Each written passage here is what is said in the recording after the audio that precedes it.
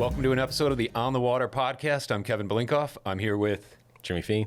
And our guest today is Micah Dean from the Massachusetts Division of Marine Fisheries. Micah's here to talk to us about striped bass and some of the research they're doing on striped bass release mortality. But before we jump into that, I just want to say welcome, Micah. Thank you, Kevin. Glad you could make it down here to Cape Cod to record with us. And let's get started by just tell everybody a little bit about yourself, about how you ended up at the Massachusetts Division of Marine Fisheries. I've been there for 22 years now, but really I'm just a kid that grew up next to a pond who would ride his bike and go fishing enough time that I found out that I could actually have a job in this space. And it was like my 10-year-old self would be so excited about what I get to do for a job day in and day out. Where were you? Where did you grow up when you were 10 years old and fishing in the pond? Hudson, Massachusetts, so like right in the middle of the state. But from there, I went to school in Vermont and fished Lake Champlain and Green Mountains. And then from there, I went to another school in central New York, the Finger Lakes, Lake Ontario. And I thought, I was being trained to be a freshwater biologist. That's where my history was. But when I graduated from grad school, first real job that came available was at the coast. And I haven't looked back. It's been like awesome ever since. Awesome. And so now that you're on the coast and doing saltwater fisheries management, do you do a lot of saltwater fishing? I do. From the day I moved out, I took my canoe, which I had, put it in the ocean, and I caught 20 striped bass that day. And I was like, this is the place to be. And so, yeah, I've upgraded to a little bit bigger boat, and I've got 3 kids, and they all like to go fishing, and it's a lot of fun. Yeah. So at the Division of Marine Fisheries, responsible for saltwater fishery management in the Commonwealth of Massachusetts waters, what kind of projects have you worked on? What's your career been like there? My responsibilities there is I do research and stock assessments. So stock assessments are like the mathematical models to figure out how much fish is too much to be taken out for population to be sustainable. So I do that for the small pelagic forage fish species like menhaden and Atlantic herring. But then I do research on questions that would benefit any of our fisheries management or other stock assessments. So I've done a lot of work on groundfish species like Atlantic cod and haddock, but more recently we've been doing a lot of research on striped bass. We've recognized that there are a few fish that are more important to Massachusetts than striped bass. Right, striped bass, obviously, very important fish along the East Coast. And Massachusetts, I think, even though it's a fishery that striped bass are, spread along the coast, Massachusetts has really taken a lead in some of the research and studying striped bass in a way that'll benefit the entire coast. Yeah, I think we have a responsibility there. I mean, Massachusetts is really the summer foraging ground for much of the Atlantic coast population. And so I think it's something like 2/3 of striped bass recreational releases come from New England.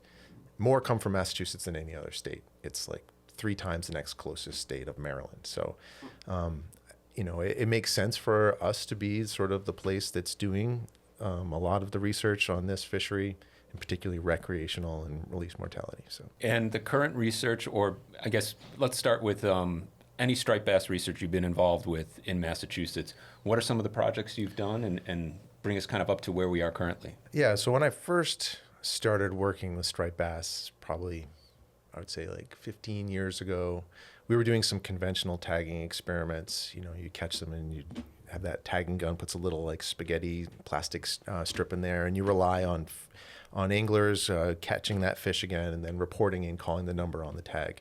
And you can learn a lot from that, but you're sort of reliant on putting out massive amounts of numbers so that you can have it recaptured and somebody be moved enough to call it in. Any idea on the percentage of tagged fish versus recaptures? Off the top of my head, I don't really remember, but in some of them, they're as high as 25% recapture rate, which is pretty for a conventional mark and recapture of any fish species. That's pretty high. I think that's telling that these fish are caught many times, and this is all the more important to treat them well. But we have sort of established ourselves as early leaders in what's called acoustic telemetry, so electronic tagging. And we do a lot of that now on a variety of species, but we've done a bunch of projects, acoustic telemetry on striped bass. So it allows you to catch You catch a fish and you put this electronic tag on them. You either surgically implant or like just quickly attach it on the outside, and then you let it go.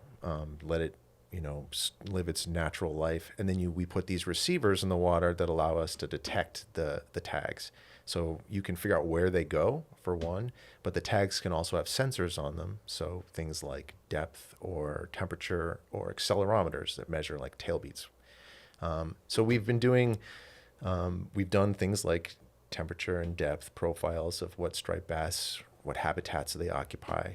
But more recently, we've been focusing on mortality, so discard mortality. And that's where we use those accelerometers, the measuring tail beats, to figure out what fish survive afterwards. And we're doing that now because we're sort of updating a study that was done at MassDMF 30 plus years ago that really answered that question. It was like, what percent of fish die afterwards? But that was pre-acoustic telemetry era. This is back when you would just catch fish and then you'd confine them for an amount of time and you just see how many fish die afterwards. And so we really can learn a lot better and understand what's going on more with this newer technology. And that's what we're doing. And is that the often cited like 9% or 10% number? Yes. So that's a 30-year-old number there, but and you're currently updating that. Yeah. So mid 1990s, a lot of the studies on what we call release mortality were, like I said, you catch fish, you stick it in a cage, you watch it, periodically pull the cage up for the next 2 or 3 days and see how many live. It's fine. You're directly observing these fish, but like they're not exposed to predators. They don't have prey. You're pretty stressed out. If you were kept in prison for 3 days and you have no idea what's happened. So in the mid 1990s, we took a step beyond that and did something that was innovative at the time. We had this tidal impoundment in Salem, at our Cat Cove Marine Lab there, and we got 1,000 striped bass from they were actually caught in a fish weir in Rhode Island, put in a stocking truck, driven overland, and dumped in this tidal pool. And we then had fishing clubs come in and fish on them and record which of these fish were caught over the course of a summer. So every fish that got put in the pond had an individual tag. And, we record how they fished for them. And so at the end of the summer, we then had the ability to drain the pond because it had like a tidal gate on it. And then we could see which of those tagged fish remained. And any fish that we couldn't find, we assumed were eaten by scavengers. It doesn't take long for the crabs and lobsters to reduce it to a pile of bones. So that was the original study, but there's some reasons why this may not be all that representative. And for one, the average size fish that were caught in those fisheries was about 12 inches. That's a lot smaller than most of the fish that are released in our fishery. And we don't, there's lots of reasons why a fish might not be there when you drain the pond. An osprey could have gotten one. Could it be poachers in the neighborhood? Somebody's goes fishing at the local pond and catches them and takes it out. So, so we felt like we could do better. And that's what we're trying to do, is update that 9% value and add details to it. Like what is the rate? We are acknowledging now that it varies by different, environmental factors or fishing variables. And we're trying to uncover those details now. So a modern study now with these acoustic tags, how do you go about, obviously these aren't fish caught in a fish weir. How is this study conducted and how do you put these tags into fish? Our whole approach was to try to mimic the fishery as much as possible. Like, we recognized that wasn't very representative of recreational fishing experience, that original work.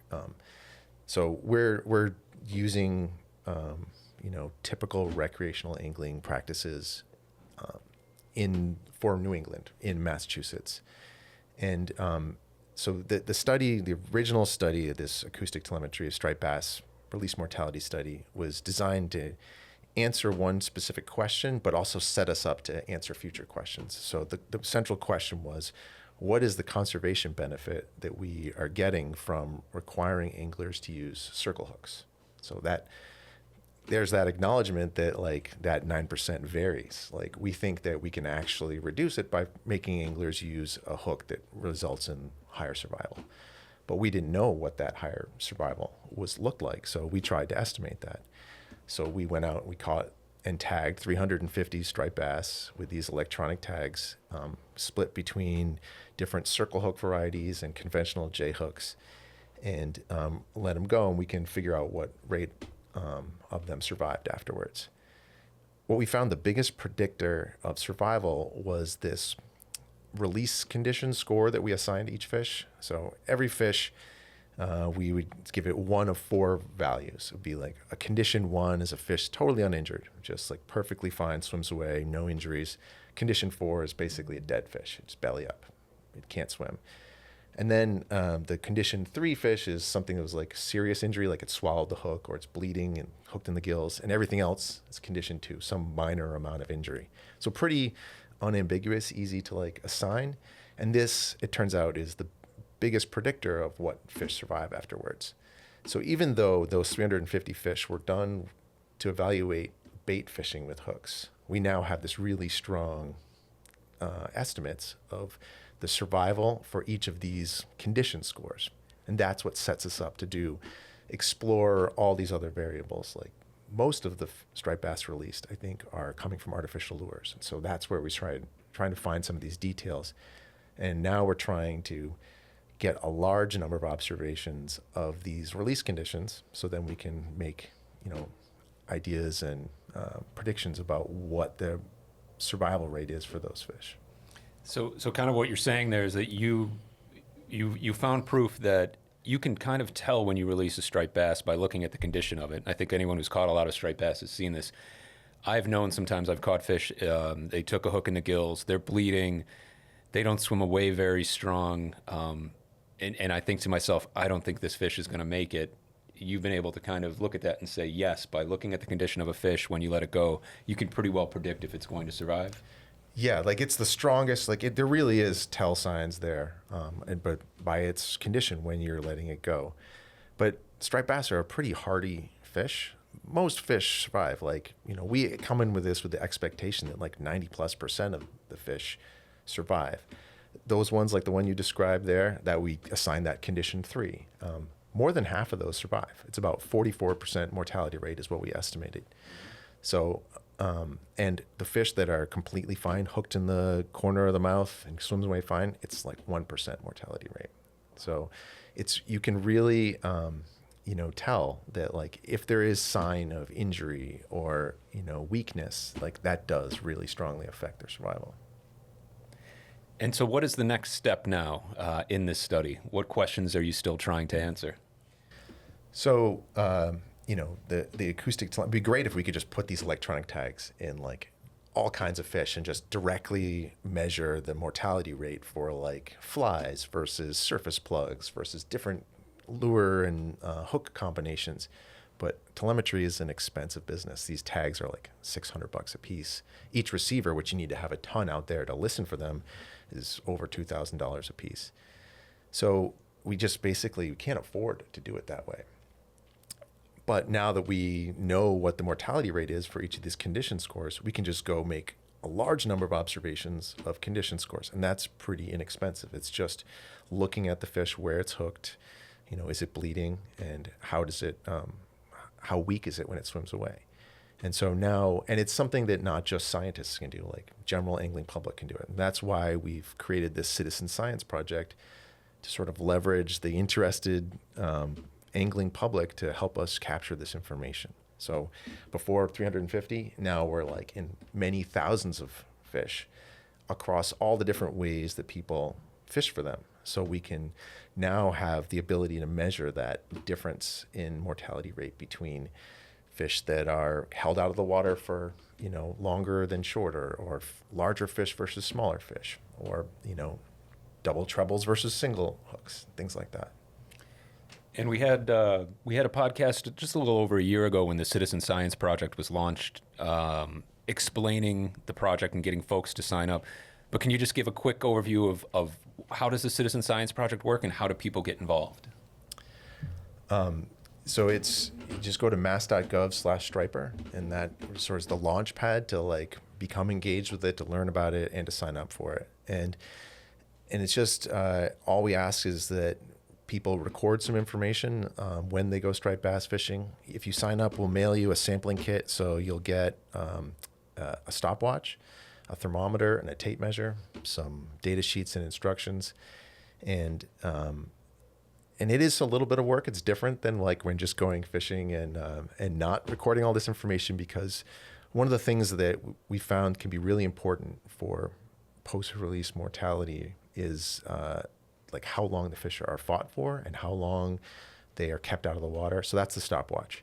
And so when you hook a fish, we ask you start the stopwatch, and then when you get the fish in hand, you take a look at the time. And then when you actually release the fish out of the water, you take a look at the time again. And that takes some getting used to, juggling. I know you've done it, Kevin. You were one of our first anglers to sign up for the program. And but like once you get the hang of it, it becomes pretty simple. And then it's just recording like where the fish is hooked. It's like injury level, its ability to swim away, and then what you used, like basically your tackle configuration. And from that, we just collect it all, and it ends up in a central database. And it's been actually, you by far do a much better job at describing the project than I do, because you created, when you first signed up and you got your kit, you created this Instagram reel video, which, and when I go around and I talk to people about this project, and I just show your video clip, because you do a better job in like about 60 seconds describing what it's like to participate in this project than I can. But that's the magic of editing. I need to sign up for my clip. If for no other reason, I'm curious how long I fight fish. In the retelling, it's always, they're 15-minute battles, but I think the reality is probably way short of that. It typically is, yeah. But it always feels like a little bit longer. So the longer fight time has a negative effect on the how well the fish survive. Yeah, it does. We see that. That's one of the strongest signals is it's actually more so handling time than fight time. There's an effect of both, but the longer the fish is kept out of the water is really, that's like probably the biggest thing that we can all do, is to try to keep the fish, out of the water as short as possible. I mean, try holding your breath for 2 minutes. It's a lot to do, particularly after some predator has chased you and successfully caught you. And there's seems to be sort of like a threshold effect too, that beyond 2 minutes is really, they start to become much weaker when you let them go. 2 minutes is a long time. That's longer than I would have thought. I mean, you should be able to get the fish unhooked and back in the water, unless it's deep hooked or hooked badly with maybe multiple treble hooks. But if that's the threshold, you think you could keep it under a minute. And I think you can, but like you said, it's like, let's say you do gut hook it, and so you're presented with this choice as an angler. It's like, do I fiddle with this hook for a long time and try to like get it out? The injury's already done there. Like it's got a perforated gut, and you're sort of manhandling its gills and trying to get it out. Sometimes it's a judgment call, but sometimes it's better off cutting that line and getting the fish back in the water, and it's going to do better because of that. It'll rust out. Is that kind of a myth, or does that actually, is that something we say to make ourselves feel better, or does cutting it, you said cutting it sometimes is potentially better for the fish? I think it does. I don't have any sort of studies to point to say how long that takes. So, I can't offer some direct evidence of that. This is a scientist talking here, but that I think it does. But a fish can live with these, like our tags that sometimes we'll surgically implant these tags. These tags will last for a decade, so we can observe these fish as long as they survive for many years, and they can survive with foreign objects in them for a while. I will say, from participating in this study and using a stopwatch, like you mentioned, Jimmy, the fight times are shorter than they seem. When you're fighting a fish, it feels like an epic battle, but then you look at the watch and, okay, it really didn't take that long. Also, having the fish out of the water, it feels like you're getting that fish back in very quickly, and sometimes time passes faster. So it's kind of a good check on yourself to realize, hey, I'm taking longer to unhook this fish and get it back in the water than I realized it. And it puts you in a position now where I'm fishing, and even if I'm not collecting data and I don't have the stopwatch, there's more of a stopwatch in my head. Mm-hmm. So I would recommend every angler, when you have a striped bass on board, take your phone out, start a stopwatch, and just see how fast it takes, how long it takes for you to get that fish back in the water, and do everything you can to do it faster. I had another question on releasing the fish. there's a lot of people talk about taking the time spent to make sure that it's got its strength back. What are some of the cues? If I'm releasing a good sized striped bass next to the boat or in the surf, before just instead of just tossing it in, how should I do that to give the fish the best chance of survival? That's a good question, and I don't again have that's not something we've studied but certainly in place where there's significant predators around, seals, sharks, I think you can give that fish a leg up by offering it protection as it sort of recuperates. Because I think that if you release that fish and you can see them sometimes when they swim away slowly, particularly if the water temperature is really warm, that they are probably much more susceptible to being eaten. Now that is a situation where I don't really want to be hanging on to a fish for too long if there's sharks Your around. fingers in the water, yeah. But no, so that's a situation where you can give it a leg up by holding it. I mean, the cues I've always been told to look for: look for the dorsal fin to go until he's trying to swim out of your hand, and actually, actively biting down on your thumb if you're holding the thumb in its mouth. So. Yep. So before we jump into the results that you've gotten so far from this citizen science project, let's go over some of these things just so that so we're all on kind of the same page. Some of the scientifically supported things that we know can help improve striped bass release mortality, make the fish more likely to survive. What are some of the things that we can recommend that anglers do to help striped bass survive being caught? So there's tackle choices you can make. We see that live dead baits definitely lead to higher mortality rates than artificial lures, but there's complexity there. There's an asterisk because there are certain types of artificial lures that actually can yield the same level of mortality as live baits. And so it's this sort of is logical, but the more hooks and the more hook points on your lure, the more likely that a fish is going to sustain injury. But it's not just sort of like 1-for-1 increase. It's having that double hook, I think, really ups the possibility of being hooked, either foul hooked on the outside. Once you get one in the mouth and that other hook is swinging around, it can either get you in the eye or on the outside. But if it's inside the mouth, it can hook you in the gill. And being hooked in the gill is probably the worst place. That's, so many blood vessels there, and it can start to bleed. So number of hooks, we already talked about handling time, water temperature, So warmer water temperatures have a big effect on mortality, or have an effect on mortality? What is interesting with this is that most of the water temperature we have in Massachusetts is there's no effect really. The fish are completely fine, but you get to the warmest temperature of the year, the seasonal maximum, it's about 75 degrees. Then you see all of a sudden this big jump in what we think mortality rate is you see one of the things we ask our citizen scientists to record is when the fish swims away, is it swimming normally? Is it weak? Or can it not swim at all? So it's just 3 levels. Basically, is it fine? Is it dead? Or is it shows some sort of weakness? And under almost all the water temperatures we have around here, it's less than 5% any impact at all. But you get above 75 degrees and it's 15% of the bass are really showing signs of weakness. So I think you can really help by minimizing your handling time during those warmest water temperatures. Maybe skip the picture on that day and just get it right back in the water, or don't even take it out of the water. And 75 degrees is pretty warm. That's tough to find in Massachusetts, except like you said, it's kind of the peak of summer maybe in some inshore areas. In shallow estuaries and harbors. More likely to find that from Connecticut, Long Island South, where there are resident stripers that live through the summer. Even I know people in Raritan Bay who catch big bass right through August, and that's when you are encountering those high temperatures. And I've seen recommendations for the Chesapeake Bay fishery for on certain days when the water temperature is very high. Managers down there recommending, hey, it might not be the best time to target striped bass. Consider not fishing for them because the water temperature is too high. Similar to what in freshwater, a lot of trout fishermen don't target trout during they call peak them summer temperatures. The hoot owl regulations on some of the trout rivers out west, where target them between midnight and 10 a.m. I think. The people at Z-Man Fishing have been dedicated to ignoring the book on traditional lure making, instead setting out to create truly category-defining lures, soft baits, and jig systems that simply catch fish.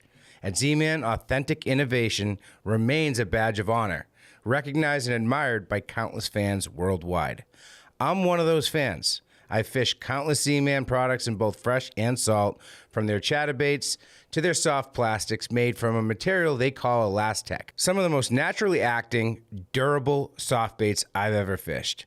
I've caught PBs on their smallest baits, like when a massive brown trout choked a micro finesse TRD while targeting smallies, to hooking giant tarpon and redfish on their diesel minnows, which are also phenomenal striper baits. The best part is, when bluefish show up, they'll hold up to them too. Give them a look at zmanfishing.com or ask for them at your local shop. I mean, it makes sense too. It's like these fish evolved to spend their summers up here where the water temperature is sort of suitable to them. And when you get to the fringe of that, then they, it's outside of what their body can handle. So the Citizen Science Project last year was the first year, 2023, kind of the rollout. This year, 2024, you've had a lot more participants, and you've started to put the data out there kind of as it's come in, and it's available to the public. There's a data portal online that people can go to and see what the results are as they come in.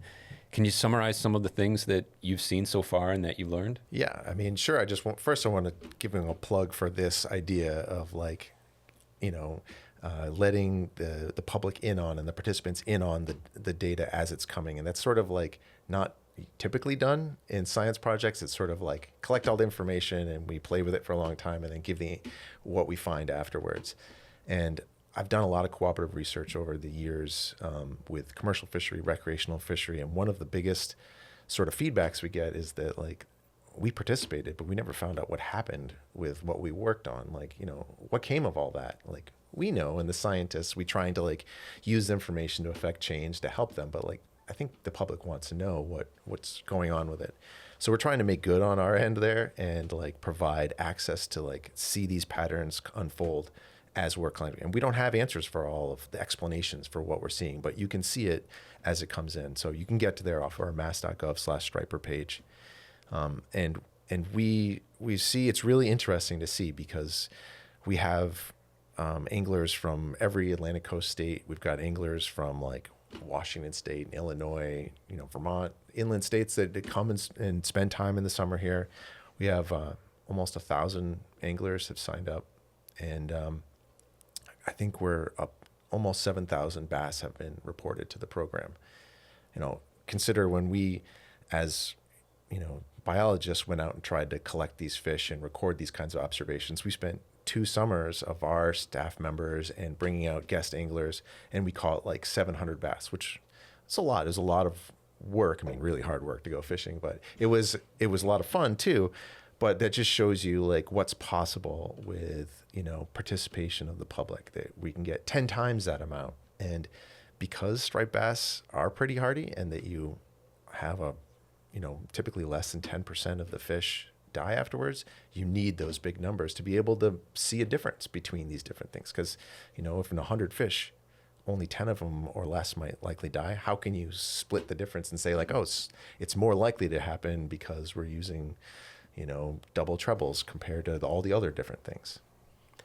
Now, is there a concern that maybe the sampling size on that end are people who are more active, more paying attention to striped bass conservation? So you may not get the less experienced fisherman that is gut hooking a fish and dragging it onto the sand and letting it languish there for more than 2 minutes. So is there any, do you factor in for that at all? That's a really good and important question, because that's the last phase of this whole idea, this whole project to update our estimate of release mortality for striped bass. Is we acknowledge that this is the people that would be motivated to participate in this program may not be representative of the average angler up and down the coast.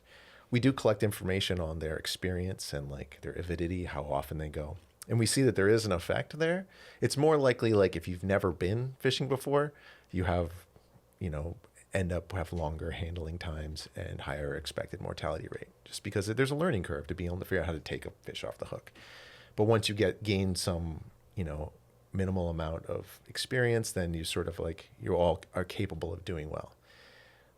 But the last phase of what we need to do now is sort of survey the entire fishery, recreational fishery, and ask them these sorts of questions of like, what types of lures do you typically use? Do you go bait fishing? Do you release more of your fish via, flies or surface lures?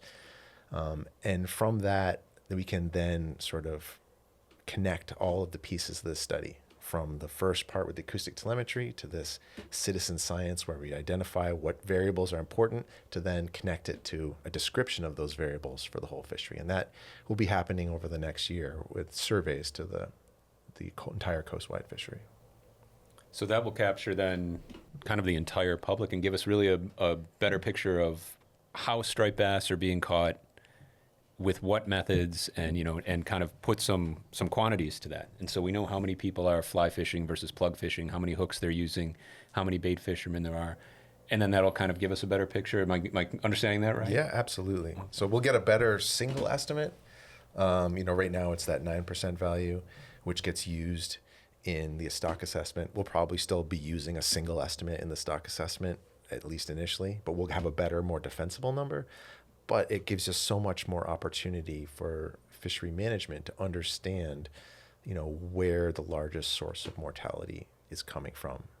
And so that's what we need, is information. We need to arm ourselves with information to be able to improve things. And if that number is less than 9%, that's good news, I would think. Yeah. It will allow us to manage better. And then it also gives us an opportunity to say, how can we improve on that? Right? And we've talked about some methods that fishermen can use and what they can do. And if we can get that number down, the difference between 9%, 8%, 7%, when you're talking about how many striped bass are caught and released, it's a huge number of fish and it can really kind of change the way striped bass are managed. Yeah, it really is, because it's the largest source of removals from the population is this recreational release mortality. And that's the big part of that math, is this 9% value. So like, if we can get that more accurate, that will change that sort of like pie chart of like where the removals are coming from. It'll still probably be the majority of human caused mortality. But I think that we will, it'll be pretty eye opening once we finally get to the end of it, and find out what the actual value might be. And it's a really important point that I just want to repeat. And I think recreational fishermen, catch and release fishermen, have started to understand this. But there's always been a lot of finger pointing. I still hear from a lot of anglers that say, I'm a catch and release striper fisherman. I'm not part of the problem. I don't kill fish. It's folks who keep fish, and it's the commercial fishery. When really the truth is, far and away, we all play a role. We're all responsible. And even if you are a catch and release fisherman, you're part of the greatest source of mortality of striped bass right now. More striped bass are removed from the population because they are released and don't survive. And so you really are, it's not enough to just be a catch and release fisherman. You have to be a responsible one as well, and realize there's things you can do to help more of those fish survive. And that's a tough pill to swallow, because you do kind of, as somebody, if you don't keep striped bass, you kind of feel like you're on your high horse a little bit compared to some of the other removals in the fishery. And but accepting that you too have an impact on the number of striped bass in the population is, like you said, could help influence how you catch and release your stripers and then improve the fishery. So. And I think we'll see, and we already have seen it begin in kind of the tackle industry. Folks who make lures targeting striped bass are hearing this information and understanding it, realizing that folks want to be able to make sure that they can catch and release striped bass. More companies are producing inline single hooks for plugs, so that you can take plugs that normally used to have 2-3 treble hooks on them, replace it with an inline single hook. Again, that can help improve catch and release mortality. We're seeing also plug makers create what they call flags for the back of a plug. So instead of a hook on the back of the plug, you have a bucktail or billet. It's just a dressed. This. It's just kind of a piece of wire that's dressed with either bucktail or feathers or something like that, and that helps. Because just removing all your treble hooks or all your hooks from a plug it's not quite that simple. I mean, people have been designing plugs to be fished with treble hooks for, since Bob Pond in the 1940s for striped bass. And there's a certain amount of drag that's created that makes these plugs and these designs swim a certain way. When you put an inline single hook on it, it does change the action of some of the plugs. And putting a flag on the back that's dressed creates some more drag, also some added attraction, makes the lure look a little bit bigger. But there's a bit of a learning curve knowing what size inline single to go with. And then one of the, I've seen some of the results saying that 2 treble hooks are bad, a treble hook and a single hook are bad, 2 single hooks are better, 1 single hook's best, but 1 treble hook is better than 2 single hooks. Is that right? That's like, we haven't teased apart those like level of detail yet, because we saw one pattern in the first year, and we're seeing a similar pattern in the second year of our citizen science, but it's not clear yet what are the ultimate drivers. But yes, it's single hooks are definitely the least. Double trebles are the worst. I think if you look across all our data set right now, we would go single treble, and then the double hooks. So double singles, single treble, and double treble. That's like the ranking of most amount of injury that you would expect. And so there is, like we've been describing, kind of some judgment calls. I mean, no hooks is the best, but that's not a lot of fun. Yeah. I haven't achieved that level of zen yet. We still want to catch fish. And so kind of looking at that judgment of with specific plugs, when do you have that opportunity to remove the number of hooks or to decrease the number of hooks on there? And when, what plugs are there that are going to fish best with, say, 2 single hooks or a treble and a flag on the back? And just kind of making that call. But the more recreational fishermen who are thinking about that kind of thing, who are thinking again about their tackle, about their fight time, about how long they have the fish out of the water, the more of us that are thinking along those lines, that have that stopwatch in our head, the better we can reduce that percentage of fish that don't survive being caught and released, and it's better for the fishery. Even in bait fishing, there seems to be a range of levels of injury with different types of bait. We see that things that are more easily swallowed, like eels and even mackerel, are more result in higher mortality rates and injury compared to like live menhaden. Because live menhaden, it's sort of hard to swallow that entirely. So there's choices to be made even if you aren't a plug fisherman. I can imagine clams and seaworms too go down the hatch pretty easily, even with circle hooks. We don't have as many observations of those, but it seems like most bait fishermen are live mackerel fishermen that we've seen in our 7,000 bass reported. Like, we have quite a bit of information now, and it's live mackerel are by far the most popular bait. Wow. That's used. Yeah.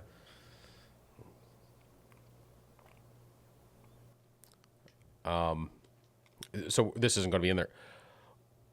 You said you did some work with Atlantic herring too? Would you be able to talk about how they're doing now or what's happening with them? Sure, to some extent, yeah. I'm just curious, just because we put up a clip on Instagram today about the shifting diet in bluefin tuna. Dr. Walt Gillette from up in Maine is studying bluefin tuna stomach contents, and he said that he's seen a shift over the last 8 years where it was predominantly Atlantic herring, and now it's predominantly menhaden. And if that mirrored kind of what you're seeing in terms of the Atlantic herring population.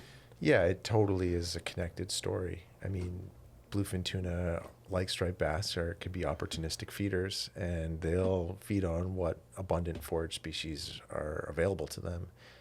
The Atlantic herring population is actually a fairly similar sort of story to striped bass, in that what's happening there is that we've had several years of poor year classes in a row. And so went from a really high population, a lot of what we call spawning stock, to coming down. And the herring population has come down to a pretty low point. And so the herring that bluefin tuna used to eat simply aren't there in the numbers that they used to be. But we've had the very strong menhaden population. And more importantly, the menhaden population has like what we call a deeper age structure. There are more older menhaden now than there have been in the past. And menhaden make this annual migration up the coast. We all see them as bass fishermen. But what's really interesting about menhaden is that the oldest, largest menhaden go farther north. So when you have this deep age structure, older menhaden, you're more likely to get them north of Cape Cod. Up where Walt is doing diet studies and off the coast of Maine, it's in the Gulf of Maine, north of Cape Cod, menhaden are periodically available. There could be 20 years where there's no menhaden up there. And then there could be 30 years where menhaden are just stupid abundant everywhere. We happen to be in a phase where they are quite abundant. And bluefin tuna are taking advantage of that. I didn't know the connection between the age of the menhaden and how far they migrated. Yeah. It's really interesting. It was one of the largest mark and recapture studies ever conducted on fish. It was over 1 million menhaden were tagged, and over 100,000 were recaptured in the 1960s, early 1970s. And so we actually have this great set of information on like menhaden movements, seasonally, spatially, by age. And so and you can see it's what happens is we get much larger and older menhaden off of Massachusetts than you get off of New Jersey. It's also interesting to see how much that varies year to year. We were talking before we started recording about how 2 years ago in Massachusetts we had huge numbers of menhaden right in Massachusetts Bay off of Plymouth. You had the whales, striped bass, this big fishery happening. Last year, it seemed like the menhaden just passed through and all went up to further north up into Canadian waters. Locally, a lot of fishermen were saying, "Oh, the population's crashed. We've caught too many menhaden. The commercial fishermen caught too many." A lot of finger pointing. But when you zoom way out and realize they're all still there, they just for some reason last year, and I don't know if anybody knows why, they all swam further north. This year, they seem to be around more, especially right now in Massachusetts Bay, off Boston Harbor in that area. Yeah, it's definitely there's availability to the local anglers, and then there's the population trajectory. The population is still quite high, and they just for whatever reason, and I don't have an answer for that. Why last year they seemed to like pass right through Massachusetts to like further north. But yeah, I saw the same. Your story rings true with what I've seen in the past 3 years as well. Do menhaden spawn in Massachusetts waters? I know we get the juveniles, the peanut bunker. We Yeah. see them every fall, but You can only get peanut bunker from local spawning. So Okay. the fact that we get peanut bunker is proof of these local spawning. And it used to be considered like a footnote on the menhaden population that we have reproduction up here. It was sort of conventional wisdom that the bulk of the population spawns in the winter off of North Carolina, Virginia, the coastal shelf. And that what happens is like they spawn offshore and their larvae sort of drift into like estuaries, and the biggest estuary in the Atlantic coast is the Chesapeake, and that was always considered that's the engine that pumps out menhaden. But what you see is that, and we see this in power plants, like they have to pull in cooling water, and they're required by permits to have like these, they call them impingement screens, where they scrape it off and you actually count and categorize what kinds of eggs and fish larvae are on there. So and they've been doing this for 50, 60 years. So we have all these records of menhaden eggs when they show up and where they show up. So we see this in May and June, Cape Cod Bay, Buzzards Bay, Narragansett Bay, May and June. Into July, we see menhaden eggs and larvae, which is totally different than spawning off the coastal shelf off of North Carolina. And those eggs turn into larvae, and then they turn into peanut bunker. And it seems to be that the peanut bunker are, a little bit earlier further south and a little bit later further north. Like I live in Gloucester, when we see them, it's typically September into October. and we're just starting to see them now. Here, Right. as we record this, it's early August, and they're just starting to notice them. Right now, they're still pretty small, and then by the time it gets to October, they'll be considerably larger. So. And maybe an obvious point here, but I didn't know that before, that they spawn locally, and that's where I always thought that, it was sort of a more regionally thing. So last year, when we didn't have a lot of menhaden, like I mentioned in Massachusetts, we didn't see a lot of peanut bunker in the fall. So now thinking about it, like that's obvious. So there's that's a connection why we saw there. that. Yeah, and hopefully this year we'll see more, because I know the local fish, stripers, bluefish, albies, they're a lot easier to catch, it seems, when they're eating peanut bunker versus last year when they were eating a lot of small bait. Oh, definitely. Yeah. If I could just ask one more question about Atlantic herring. Sure. You mentioned it was kind of the conditional, the spawning has been in a little bit of a low spot. Do you know what kind of ocean conditions we need for productive Atlantic herring spawning? And is there any indication that maybe we'll see it in the next couple of years or this year? Maybe. So right now we're going through a Atlantic herring major stock assessment. And so this is where these sorts of questions, like that's the biggest question in the Atlantic herring stock, is like, why do we have poor year classes? And it may not be that we don't have enough spawning, because we had a really big spawning stock, 10 years ago. And it's just every year we weren't getting any young fish. They would show up, as 1-year-olds and 2-year-olds.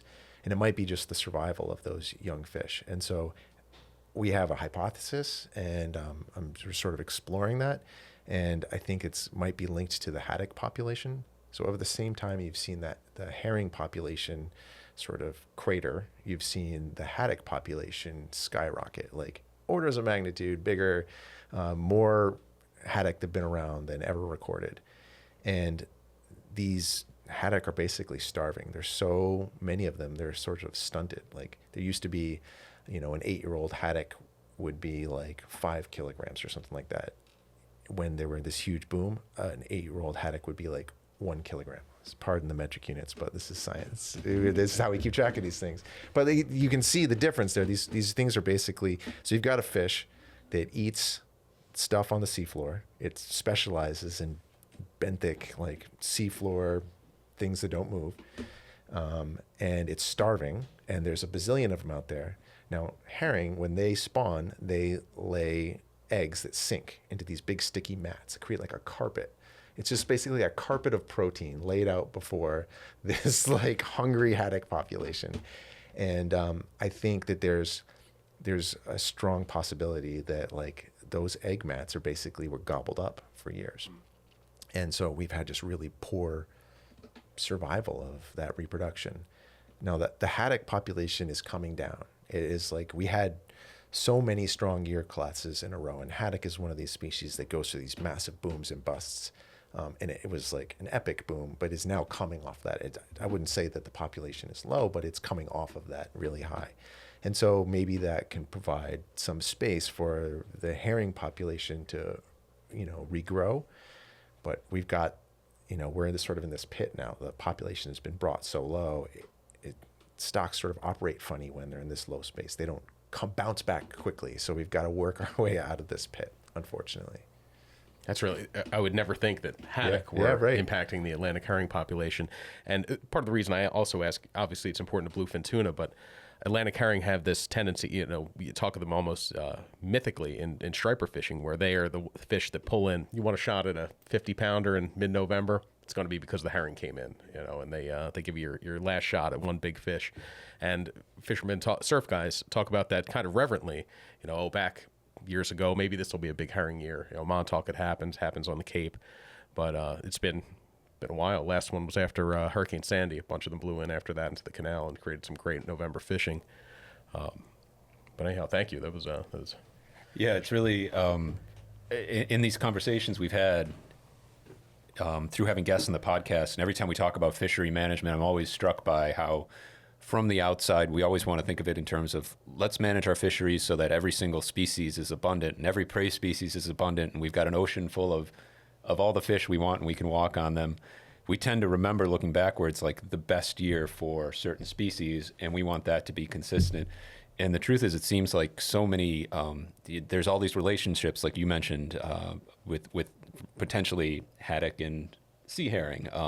There's so many of those in fish populations, and there's so many fish populations that are built to, or they seem to be adapted to this boom and bust cycle. And so I don't really have a more of just an observation of it's fascinating to listen to and to think about. And on top of that, you've got the ocean where fish can move, and from year to year, especially when we talk about fish species that are more pelagic, we've talked about about tuna, the menhaden be able to cover big distances.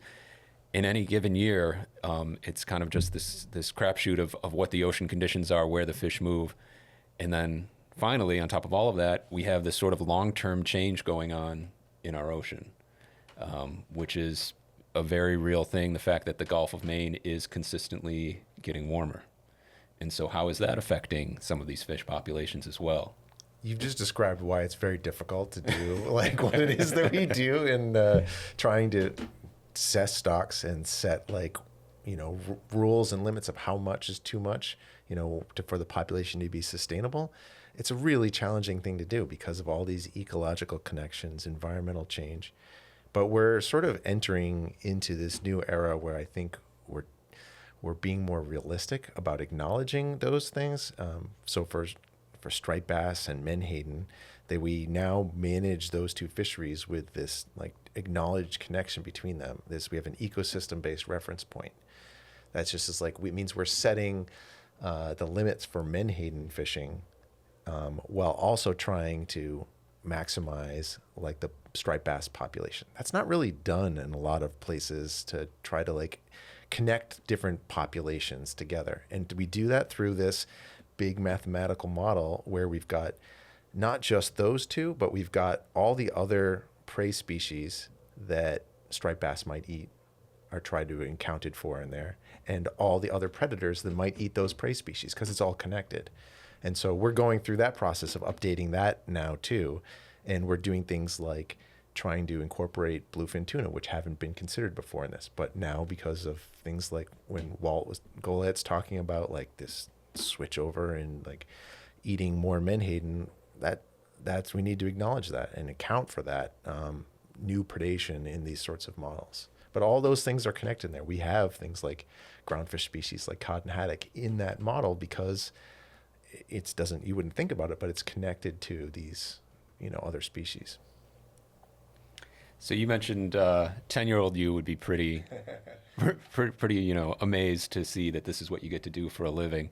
I was wondering if you could give any advice to, I'm sure we have some younger people listening who might be considering a career and getting into some realm of fishery science or management, or, parents of someone of a young person who's thinking along those lines. Any advice on how to get into this position that you're in now of this type of career? I mean, I didn't even discover it was an option until I was the end of my undergraduate college degree.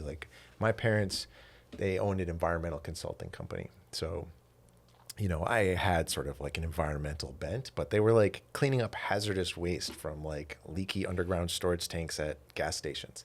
And I worked for them for a summer, and I decided this wasn't a very fun job. But that's what in college, for lack of anything better to do, I was taking classes in hazardous waste remediation. And I was like, this sucks. And then I realized there was this whole department that was studying fish and wildlife, and that I could become a fish biologist. So my last semester, I started taking these classes this is for me. And so I then got internships. And I think that's, if you're a high school or college kid who's thinking about this, internships are a terrific way to try something out, to see whether it fits you, and also demonstrate that you can do some meaningful work. So I tried some internships that were terrible. I worked for IBM for a summer in their hazardous waste stream managing, and I was in a building that was I was a mile walk from a window. And it was just that was my summer. And I was like, this is not for me. And then I went to get an internship at Vermont Fish and Wildlife, and then at the U.S. Fish and Wildlife Service. And I got to be outside all summer, and I was electrofishing all kinds of fish from streams and ponds. And I was like, this is just about as fun as it gets. So I think if you enjoy being outside, you like to think. That's an important part. If you want to be a scientist, you have to like to think. And then, internships are a great way to give you experience, but try it out, see if it's a good fit for you. Awesome. That's great advice. I have one last thing. My introduction to you was your plug. Oh, the Micah Dean sand deal. My side hustle. Exactly. Yeah. So we were, Kevin and I were fishing. Man, this had to be 15 years ago. Yeah. We were up on the North Shore fishing with Brian O'Connor, and I think everybody we encountered that day was fishing your plug, which is kind of a needlefish, the sand eel. And then he took us to the shop and showed us like, oh, you have to get this plug. I think I still have mine somewhere. But yeah, that was it was the plug to have. Then I'm sure they're still in rotation for a lot of surf casters. I was telling Micah that we were a little kind of dubious. We didn't really believe in the plug when we first saw it because it's fair. That's fair. You want to describe what the plug looks like? It's a stick. It's a stick, and it's a nicely painted stick. And we went up there, and everybody swore by it, and we said, "Okay, this is just a stick. I'm not buying it." But up on those beaches, we were fishing Crane's Neck, Crane's Beach, and shallow, sandy fish were chasing sand eels in there, and that kind of a shallow floating stick lure. For the folks who knew how to use it, they were doing really well. That was what kind of opened my eyes to the productivity of needlefish. Like that was what I mean. Right now, by far and away, needlefish are my favorite lure. And again, I didn't quite get it until I saw Brian O'Connor and the guys up there catching on that. And I thought, man, like this okay, all right, I gotta put more time into this. But that was yeah. I'm sure there's some people who were listening to this podcast and heard the name Micah Dean and said, wait a minute, that's the guy who used to make plugs.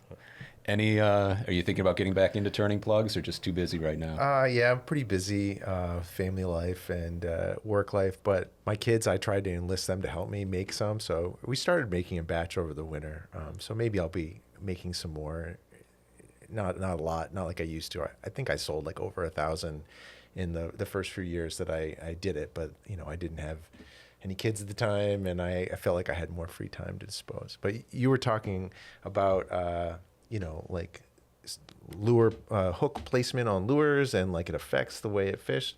Like that's the sort of things that I really discovered. And like Brian O'Connor was like a constant customer, and he'd bring it back. He's like, nope, lure needs to be back or forward a little bit more. He's not shy about feedback. No, he would tell you feedback, he'd give it to you. But like that, like those things, you see a difference when you change things out. Like, and so like that lure fished partly because of like figuring it out, like what is the right balance in hook placement and weight and diameter and things like that. But yeah, the biggest bass I ever caught was on my own lure. That's like still like one of my like the coolest experiences. It's like just catching the first fish on like my own lure was like some of my first lures were ridiculous looking. You just like, I'm gonna try this, and they didn't work at all. And then like when you finally catch something on something you made, you're like, that was awesome. And then when you start to like, okay, this thing actually works better than other things. And then, yeah, I caught it like in one of our studies when we were tagging bass with acoustic transmitters. I caught like a 48-inch bass on one of my sand eels, and I was like, yeah, it's still a great photo. So not only on one of your plugs, but while you were doing yeah, right. It was a good day, like I said, right? That's pretty awesome. I couldn't let the podcast go by without bringing it up though. So it's awesome. Everglades Boats is an industry leader in premium offshore fishing boats. Founded in 1997 by boating industry legend and former Boston Whaler executive Bob Dougherty, Everglades revolutionized the boat building industry with the invention of the RAMCAP process for one-piece unsinkable hulls. Respected for its renowned hull ride, Everglades builds center console and hybrid boats from 25 to 45 feet that make a statement about the status and savvy of their owner. Everglades has received numerous industry awards and achieved an unparalleled reputation for superior safety, performance, and quality. For more information about Everglades Boats, stop by your local dealer or visit evergladesboats.com. Everglades Boats, built for beyond. And I just, I want people to be still aware. People can still sign up. We have lots of sampling kits left. If anyone wants to participate, it's going to go through to December to try to capture like fish as they move down the coast. Anyone along the coast is welcome to join the program. And we give away lots of raffle prizes. We give away pen spinning combos, 3 a month. Lots of like Costa hats and local tackle manufacturers have kicked in gear, hoagie lures, 24/7 lures, Algags lures are all in this prize packs. And it's one of the funnest things I get to do is like call people up and say like, hey, I'm giving you a bunch of free stuff. Thanks for participating.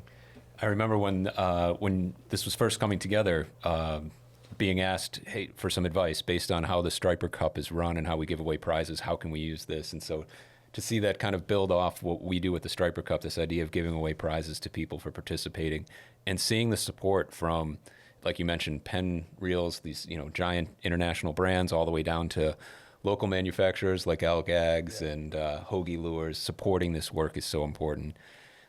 Another thing that you mentioned was there's expense in all of this. There's a cost to it. The acoustic tags you mentioned that you did this research on are very expensive. Can you explain a little bit about where does the money come from? How is all this important work paid for? Oh, good. I'm glad you asked that, because I think it's important to recognize that a lot of this work was funded by the license fees. When you become a Massachusetts saltwater angler, you pay your $10. This is an example of what that $10 gets you, is that we're trying to improve the conditions in the fisheries that people care about by conducting meaningful research. And this is for the past 4 or 5 years, this has been a big part of that. $10 is a steal when you look at it for Yeah, something like that, honestly. especially compared to, you go inland to some of the freshwater fisheries and their licenses, you're paying $50, Right. But $10 for that to help, maintain and improve our saltwater fisheries is, it makes it happy to buy it. I buy mine every year on January 1st. So, And it's nice to see that it goes somewhere, like you pay that $50, like you're not exactly sure what it's funding, but the way that it's structured, maybe because this was a license that came about much later, was sort of like there's this need to demonstrate, like, what are you doing with that money? So public access and research is really what you're getting for it. Awesome. I think that's a great note to end it on. Mike, I really want to thank you for coming down and talking to us. You mentioned that there is still, folks can still sign up for the Citizen Science Project. Yep. Right? And what's the website again? It's mass.gov/striper. And we also have a smartphone app partner that makes it real easy to do this. You don't have to use pencil and paper. Got one. You can get to that from our website as well. So, yeah. Please, if you have any interest in participating and joining it, winning prizes, it's a lot of fun. We will share those links. And once again, it is not only for striped bass fishermen fishing in Massachusetts. You're looking for information up and down the coast. And we're particularly looking for anglers up and down the coast. We have a lot of Massachusetts anglers, but we're really interested in seeing what happens in those warmer water temperatures further south and later in the year when the bass continue their migration back to their spawning rivers. So if you're a New York, New Jersey, Connecticut, Rhode Island striper fisherman, we encourage you to go sign up and be part of this Citizen Science Project. And I think one of the things we've touched on today, no matter where you fish for striped bass, if you're a catch and release angler, there's a lot you can do to make sure that your striped bass swim off healthier, and it'll help improve the striped bass population. Great. Thank you very much, Micah. Thank you, guys. I appreciate it.